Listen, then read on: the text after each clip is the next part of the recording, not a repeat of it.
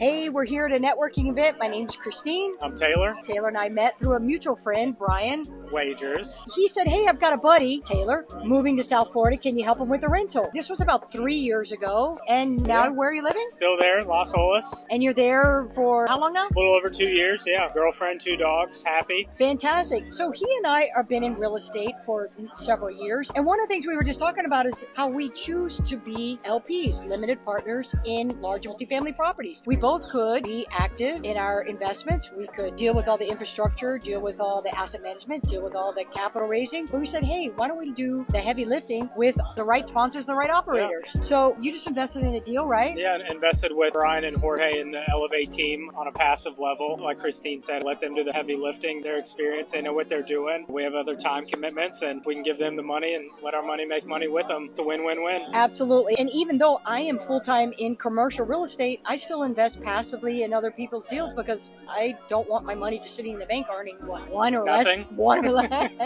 So we just wanted to hop on here real quick talking about how we're investing as limited partners in multifamily properties, and we'll check you on the next time.